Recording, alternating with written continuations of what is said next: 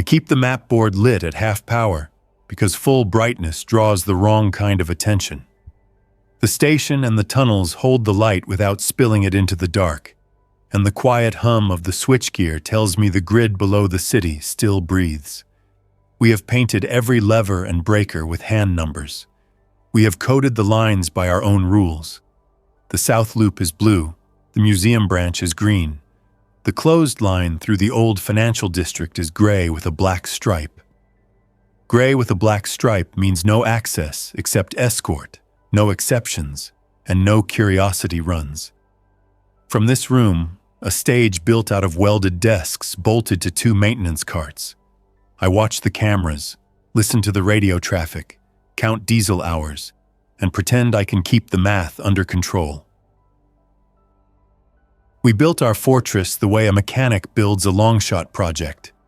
We started with steel doors that were already here. We added braces, chains, and rebar welded into a mesh behind them. We cleared food storage rooms that once held vending stock and spare uniforms and turned them into a pantry. We stripped a museum cafe on the surface, carried down sacks of rice and cans with peeled-off labels. We rewired generator panels and ran a second set of lights through a selector switch so we can kill half the station in one movement if something finds us. The station is deep enough that heat stays steady, the air is manageable, and the noise of the city no longer matters. Mara sits on the bench under the departure board with a clipboard and a pencil that is sharpened to a flat edge. She tracks ration counts and hands out masks before patrols. Oleg runs the diesel room. He can listen to an engine and tell me if it needs filters before the gauge moves. Sister Lena keeps the infirmary in the old ticket office, where the bulletproof glass is now our quarantine line. Grigor takes the platform watch with a coil of hose wrapped around his shoulder. The hose is not for water. It is for distance and control. We attach a hook to the end and pull things without getting close. These are the small habits that kept us alive. Tonight the green line is quiet. The blue loop reports 2 doors closed due to a bad latch. The gray-black stripe is dark on my board, dead in theory, sealed at both ends and bricked at one turn. That is the line that runs under the old quarter where the city burned for 3 days. We closed it after a fire sent smoke down the shaft, and the ventilation failed. We cut power at the traction substation and chained the wheel stops in the pocket track. No current, no movement. That is the rule. At 2140, the track circuit on C-Pocket closes by itself. The little lamp on the board shifts from red to yellow, meaning the section is occupied. I tap the glass. I check the relay rack. I tell myself a rat found a warm relay and bridged it. Then the platform camera on track 2 flickers. The image steadies and shows a nose cone of a train easing out of the tunnel with the pantograph down and the headlights off. It has no driver in the cab. The windshield has dust on the inside in wide arcs where a hand once wiped it. The train slides on residual slope and old momentum, not on powered wheels. There should be a brake hiss at the end. There is none. It just glides and stops with a gentle bump against the buffer. I hit the radio. Platform 2, all stop. Unknown consist. No access. Oleg, cut the auxiliary bus to track 2. Grigor, doors closed. Masks on. Hooks ready. Repeat. Masks on. My voice is steady because if it shakes, people see it. The diesel thrum drops a little when Oleg pulls a breaker. The station lights stay on, but the platform lamps above track 2 dim to the emergency strip. The cab is empty. The conductor's panel above the door shows green across every car, which means the system thinks the doors are closed and latched. The side windows reveal silhouettes in the passenger seats. Everyone sits upright, heads forward, hands on laps. There is dried residue on a few shirt fronts, old, brown, and cracked. The air inside the car has a faint haze, not smoke, more like dust shaken by long travel. I count 24 bodies in the first car, more in the second. I tell myself the city evacuated a group and the train stalled in a pocket for months, then rolled downhill when a brake bled off. Then a man in the second row blinks. "Hold positions," I say over the radio. "No entry. Car 2, row 2, subject moving." My hand hovers over the alarm switch that kills all non-essential power. I do not press it. We practiced for this kind of surprise, but the practice always has clean answers. We never rehearsed a train of quiet people who are not entirely gone. Mara stands beside me now, mask on, eyes set the way she gets when she is already counting next steps. "It came from gray-black," she says. "There is no feed on gray-black." "There is gravity," I say, "and bad seals, and time." She takes the radio. "All teams, quarantine protocol. We follow the rail yard script, not the panic script. Oleg, put a portable flood on the buffer area. Keep the glare low. Sister Lena, prep orange room. Grigor, bring the long pole and the bell." The bell is a simple brass bell on a line. We hung it in the station for drills and for one other use. The infected snap to sound patterns and move towards steady noise in a straight path. They ignore wideband static. They focus on simple tones. The bell walks them where we want them to go. It only works when we have distance and patience. It fails when we have panic. We keep the platform closed while I take the side stairs to the service alcove that faces the train through a thick window. The glass has a few crazing lines from some past impact. I press my forehead to the cooler part of the pane and study the first car. The man who blinked shifts a millimeter. His jaw hangs in a fixed angle. The skin has a gray tone over a warmer base that says he was not gone long when something interrupted the process. The woman beside him stares at the advertising panel.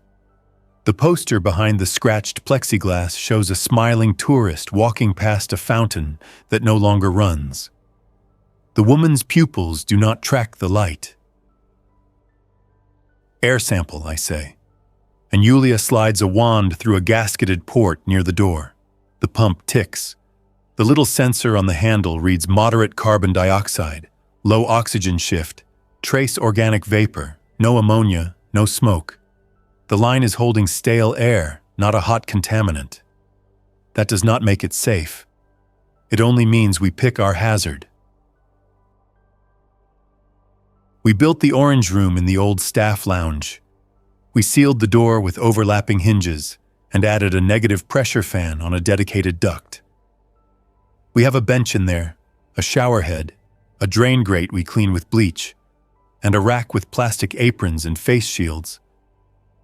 When we need to bring in someone uncertain, we use the orange room first. If a person clears the first 12 hours without a change, we move to yellow. If not, we do not. That rule holds even when a face in a carriage reminds me of someone from the old city who once bought coffee from the cart in the winter market. Rules save more people than sentiment. I say it out loud to keep it firm. We need the train secured. A free rolling consist on a slight slope can undo a week of work with one bump. Oleg moves along the track pit with wood chocks under his arm and a steel wedge clamped in his teeth. He sets the first chalk, taps it with a short hammer, sets another. He works silent, counting taps. The flood sets a low sheet of light over the steel so he can see the wheel flats. He gives me a hand sign that means stable for now. "Plan," Mara says, and I lay it out because hesitation grows longer when we talk in circles. We open the first door 5 inches using the pry. We thread the bell line and set the bell to a slow count. We watch for response. If no movement, we try voice through the speaker. If movement, we pull them forward into the vestibule one at a time using the hose. Orange room only. No one touches bare skin. We do not get clever. Grigor plants his boots, feeds the bell line through the gusset, and gives the bell 3 calm notes. The man in row 2 turns his head 10 degrees and stops. His eyes do not find the source. The woman does not move. A boy in the back seat twitches one finger, then the hand, then goes still again. It looks like sleep with interruptions. I know sleep. This is not that. This is a machine that starts and stalls because a gear is broken. We do not talk about the virus in detail down here. We cannot fix it, and long explanations end with a room going quiet. What we do know fits in 1 page. First stage looks like fever and confusion. Second stage collapses judgment and pushes the body toward sound and movement in short bursts. Third stage loses language and holds only basic urges. We have seen people stop between these. We have seen people hang on a ledge for hours, then fall. We have never seen anyone climb back up. We all hope for that once. We do not plan for it. I step to the speaker and press the call button that was once for platform announcements. If you can hear me, do not stand. Raise your hand. Stay seated. The words sound too formal and too clean in this place. A man in the last row raises both hands, then drops them with no focus in his eyes. Another man turns his head toward the sound and shows his teeth with lips drawn back, not in anger, more in absence of any other expression. I cut the speaker. I glance at Mara. She gives a small nod. We proceed. The first door fights us. The rubber gasket sticks to the jamb. Grigor wedges the pry bar and leans forward. The door breaks seal and opens just enough to run the hose through. He hooks the handle of the man in row 2. The hook is smooth and rounded so it catches cloth, not skin. Grigor backs away, firm and slow, and draws the man forward inch by inch. The man's shoes catch on the threshold and leave small black scuffs. He does not resist or assist. He simply slides in a seated posture until his knees meet the door. The smell that comes through the crack is the stale odor of a bus that ran all night without a stop. Nothing else. "Orange," Mara says. "1 in." Yulia snaps the apron and takes the line. The vestibule between the cars is our airlock now. We have already set the plastic sheet on a frame. We have the pump drawing air into a filter. Oleg stands by the electric winch we adapted from a maintenance crane. We anchor the man with the hose around his chest and use the winch to lay him gently onto a stretcher. The stretcher rolls on a track we bolted to the tile. The track clicks over screws. We move steady, quiet. The man arrives in orange. Sister Lena leans over the glass. Her hands do not shake. She notes breath pattern, skin color, eye response. She says nothing on the general channel. She does not share impressions until she has data. I close the door. The fan hum deepens by 1 note. The gauge on the wall shows a pressure shift. The orange room draws air inward as it should. We have 1 in. The unknown train still sits with a full load of still bodies. The station holds the quiet of a late library. We cycle the same for a second person. A woman in a pale sweater with a rip at the elbow and a plastic hair clip with a chipped butterfly wing. She turns her head toward the bell without standing. Her mouth opens once and closes. When the hook catches her sleeve, her hand reaches to touch the metal and then stops mid-air, as if the message got lost on the way. We bring her in. Orange door closes. The fan takes the load. "Third is the boy," Yulia says, and I agree because small bodies get cold, and because this is still a human place, even if we are now in the habit of counting filters before names. The boy sits with a backpack strapped tight. The zipper tag has a soft chew mark. His eyes are half open. He blinks in a slow count. When the bell rings, he moves nothing. When the hook taps the strap, his hand lifts with a weak reflex and drops. We bring him into the vestibule. He makes a sound when the stretcher rolls, a dry sound that is neither word nor cry. We do not stop. That is when the entire car breathes outward. The air moves. I see it on the dust motes backlit by the flood. Heads tilt in small degrees. Hands flex. The sound is not a chorus or a roar. It is the soft rustle of 100 people shifting in their seats at once in a theater when someone opens a door to the street. Mara's hand is on the emergency kill for the lights. She looks at me. I shake my head no. Darkness will take away our control.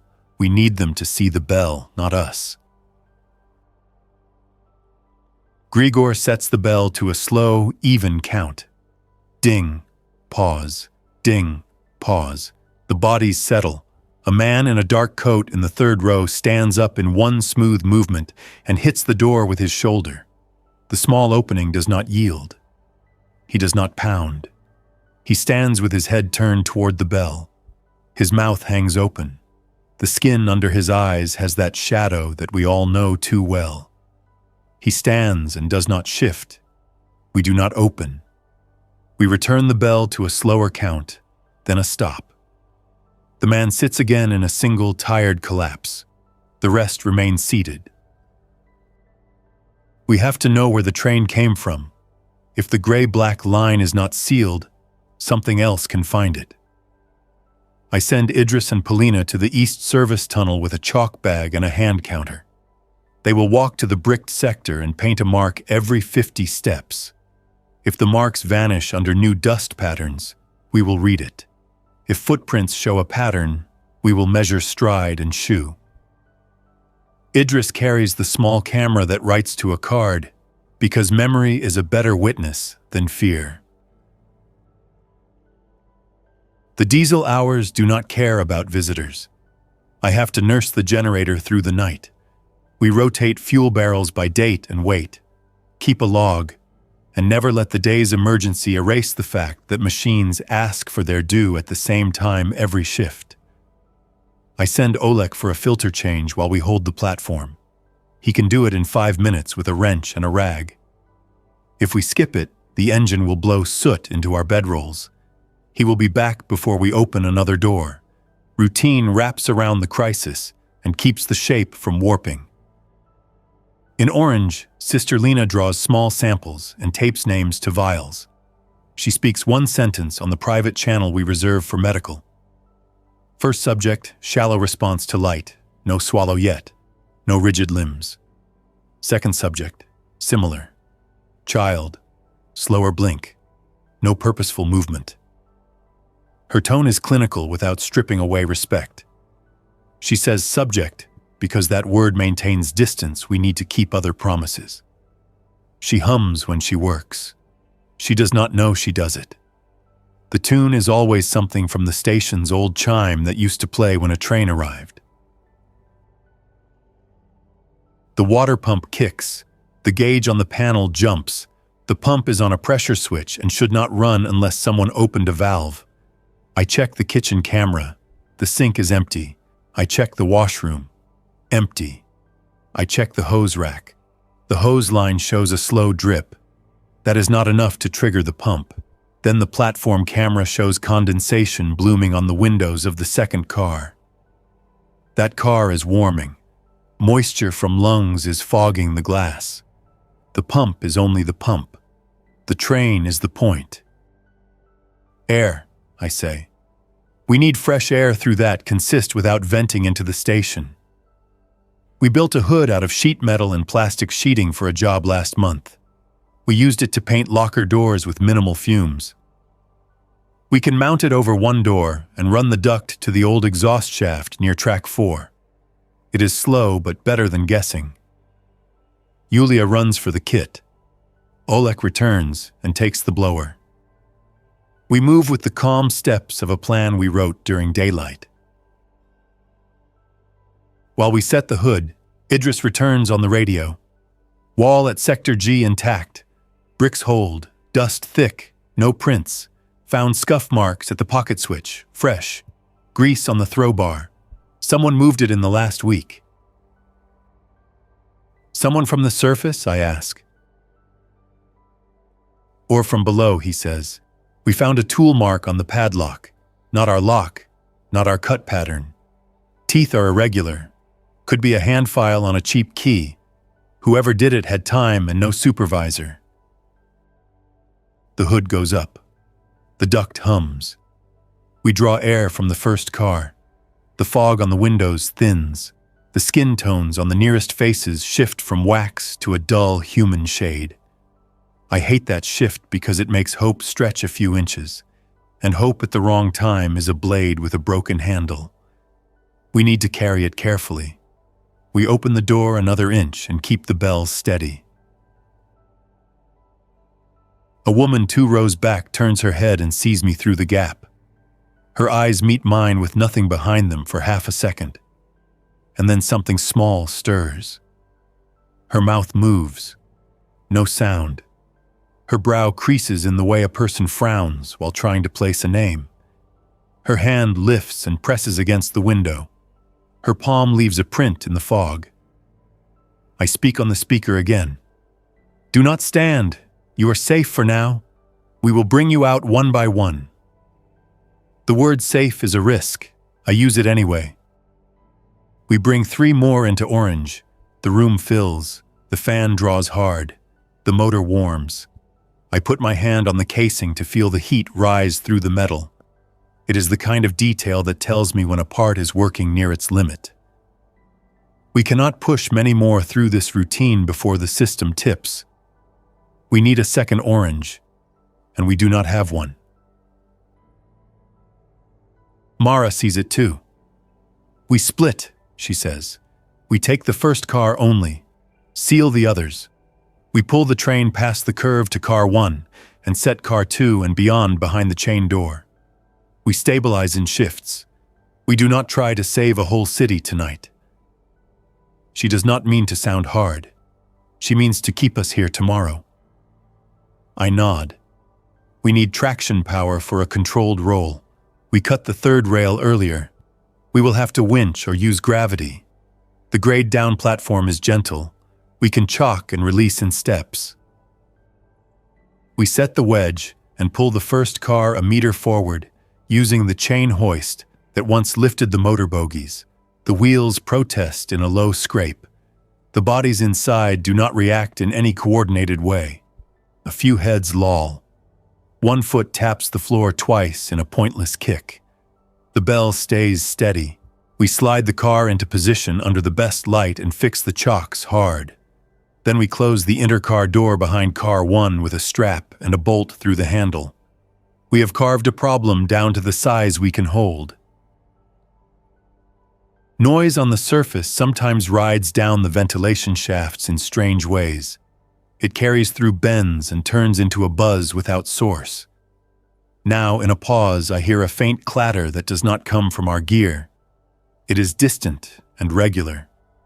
It could be rain in a metal drain pipe. It could be a door somewhere tapping in a breeze. It could be footsteps above the closed entrance where we welded the security gate. I push the thought away and keep my eyes on the work, because speculation multiplies faster than facts. We work the car seat by seat, starting with those nearest the door. The first man, now in orange, remains unresponsive. The woman with the broken hair clip breathes in a slow count. The boy on the stretcher watches the ceiling with half-shut eyes. Sister Lena says one thing on the medical channel that puts a weight in me that does not leave. There is a chance these are recent. The skin tells me hours, not weeks. If that is true, the train moved today. Someone sent it, or something scared a group onto it and set it free. Grigor reaches for the next passenger, a man in a blue jacket with a transit logo. That logo lands in my head in a way that changes the air around me. This was not a random group. This was a crew. The man's jacket sleeve has a pen in the pocket. The pen bears a sequence of digits that looks like a yard code. My mind pulls a map from habit. There is only one yard code that starts with that string, the closed depot by the river, the one with the old repair shed that we never checked, because the bridge to it was gone. The gray-black line runs through that area. My tongue is dry. I need data. Check the jackets inside for a card, I say. Yulia slips a gloved hand and pulls a cracked plastic ID. The name reads V. Dobrik, with a laminated photo of a tired man who shaved before the picture was taken, and not since. The back of the card lists emergency procedures. The last line is handwritten. If line is compromised, send coaches to deep station. No stop. Doors locked. My hand tightens around the radio. Someone gave an order. Someone believed we were a deep, safe station. Someone sent this train to us on purpose. I call the signal box 2 stations down where we keep a relay team at night for line checks. No answer. I try the museum branch guard post. Museum, a voice says, cautious. Any movement topside? I ask. Smoke earlier near the river, he says. A column, then it stopped. We heard bangs in 2s. Not our pattern. 2s means someone used a door ram, not our strike bars. A ram works on hinges and locks in sequence. It suggests a crew. I thank the guard and close. We are not alone down here. That is obvious. The question is whether the other group is desperate and moving blind, or organized and moving with a plan that crosses ours. We empty 6 seats. We stop because orange is full and the hood motor needs a rest. The pump seal squeals when it heats. Oleg douses the casing with a trickle of cool water. The squeal fades. The bell continues. The car goes still again in that tense quiet, the kind that holds movement under the surface. Mara and I take a step back from the glass. We trade a look that passes inventory without words. Filters left, fuel left, hands left. Hours until dawn. We can hold this. We cannot hold it if the gray-black line keeps feeding surprises. Idris and Polina return with dust on boots and a length of old cable they found near the switch. The cable end shows where someone looped it through a coupler and pulled hard. The pattern of compression on the strands tells me the force came from a slow drag, not a sudden jerk. The train rolled a long way on a gentle slope, guided past 2 points and through a closed signal that never got the memo we wrote on the relay rack. It was a careful send, not a panicked push. We eat bread heel and a slice of canned fruit standing in the service alcove, masks up, eyes on the train. Food is fuel and routine. It also blunts the edge of thought for a moment, which keeps a leader from falling into spirals. Sister Lena updates. Man 1, no change. Woman 1, no change. Boy, pupils slow but present. I will keep all 3 under the hood oxygen and fluids orally only in small sips if swallow returns. No needles, no invasive. We learned that the hard way. Needles cause panic in the half-lost. Panic leads to movement we cannot control. On the surface, night reads as a weight. Underground, night is just a condition of our clocks.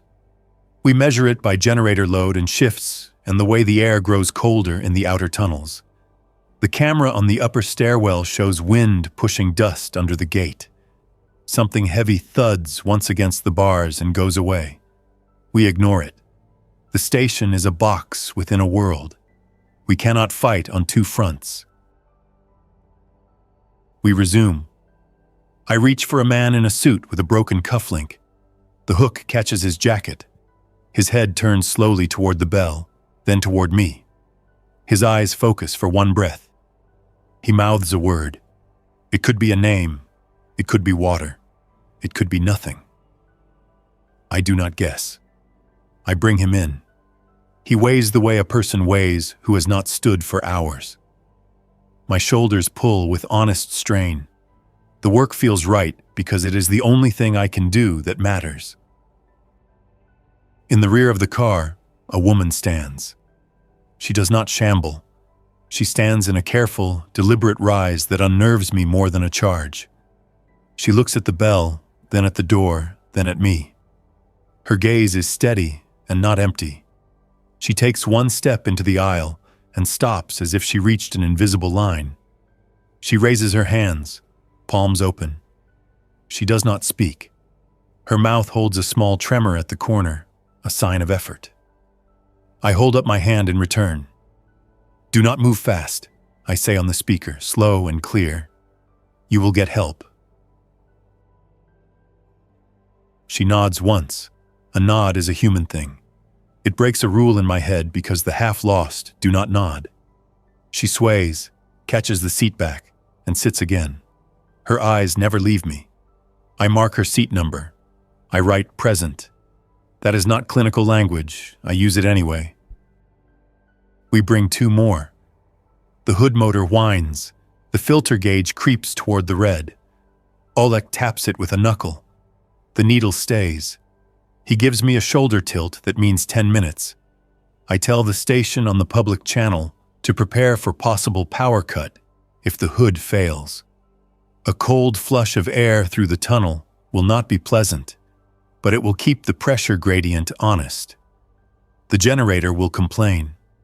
The people on bedrolls behind the ticket line will wake and ask questions we cannot answer. We will live with that. A rattle runs through the train. Not from us, from the far end, beyond the bolted intercar door. Something alive in car 2 reacts to the accumulated noise and stirs. The door flexes on its seal.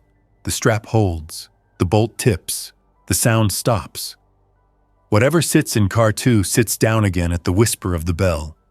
We made a narrow gate and bought time. We cannot forget the other cars. They are not solved. They are waiting. There is a moment in any long crisis when fatigue offers easy answers. This is when a person says, "Open all the doors and let it sort itself," or "Push the train back into the tunnel and pretend we never saw it." I feel those thoughts move across my mind like shadows from a passing train. I let them pass. I return to the checklist. Bell, hook, hood, orange, door closed, log updated. The sequence steadies my hands. The station follows me because I stay on the steps. That is leadership here, not speeches, steps. Sister Lena calls. The boy swallowed water. The words hit me harder than I allow to show. A swallow is a reflex with meaning. It is simple and human. It says the body is still under orders that came from a place before the world went wrong. Lena adds, "He looked at me for a second, and then stared past my shoulder." I kept the room quiet. I will not push. Her restraint is its own kind of courage. Some people would rush that moment and scare it away. Mara leans on the rail beside me. "If someone sent this train on purpose, he assumed we were alive," she says. "He assumed the same about himself when he wrote on that card," I answer. "That does not prove he still is." She nods. In the morning, we send a team to the river yard. "In the morning," I say, and it sounds far away because the night still has work. We strip the first car down to 12 remaining. We cannot push orange any harder. We have to make a call. We choose triage by potential. The ones with focused gaze and slow responses first. The ones cemented in the seat later. It is a brutal math, and I will live with it or not. But I do it in the open with witnesses because hidden decisions rot a group. I point, I explain. I accept the looks that say I am drawing lines through human beings. I am. I will answer for it. The woman who nodded sits in our range. We bring her to the vestibule. Up close, she looks 40, maybe less. Hard to tell in this light. She smells of long hours in closed air. She watches my face the entire time. The bell rings, and she does not twitch toward it. She holds the stretcher rail with both hands while we roll. That grip is deliberate. I lower my head so she can see my mouth. "You are in a station," I tell her. "We are going to set you in a room with air. Do not fight the mask. Do not pull at the tubes. That is all I ask." She nods again, smaller. Her lips move. This time a sound comes out. "Okay." One word. Rough and small and full of gravel. I look at Mara. Mara does not smile. She writes speech present in the log. We do not celebrate on the platform. We do not make noise that changes the car behind us. We finish the move. In orange, Lena looks up when the woman enters. I can see Lena's shoulders settle by one notch. She fits the mask gently. She says very little, only instructions. The woman obeys. Her eyes close, not in collapse, in surrender to a moment without a task. The fan hums, the gauge holds, the window fogs in a soft oval near her mouth and clears in rhythm. That detail, simple and persistent, anchors me better than any prayer. We hold the line until the clock on the board hits 0330. The diesel runs on the second tank. The hood motor cools. The station air tastes of oil and bleach and old dust. My eyes ache. I blink hard and write the last entry for this stretch. 12 in orange, 16 in car, 24 beyond the strap. Unknown head count further back. External threat, unknown. Internal status, stable. That last word is honest for once. I take the service corridor to the side door, where the welded steel meets the old brick arch. The station breathes. The lights buzz in their steady way. The floor holds the day's tracks in dust and shoe marks that tell stories we will read later. I look at the staircase to the street. It ends in the gate with our padlocks and our chalk marks. Beyond that, shadows move in a slow pass under a shrinking slice of moon through a broken grate. The city that drove us down is still up there, changing in small acts. We will go back only when we have to, and always with a line tied to home. I return to the platform. The unknown train waits, quiet. The faces inside the first car have shifted by degrees I can only see because I have stared too long at this kind of room. It is not a miracle. It is not a cure. It is a situation. It is also a message. Someone out there believed in us enough to aim steel and bolts and breathing humans at our door. Maybe that someone was forced. Maybe that someone is gone. The calculation does not change what sits in front of us. We answer the door we got. I pick up the radio and set it to the channel our scouts use when they work in pairs beyond line of sight.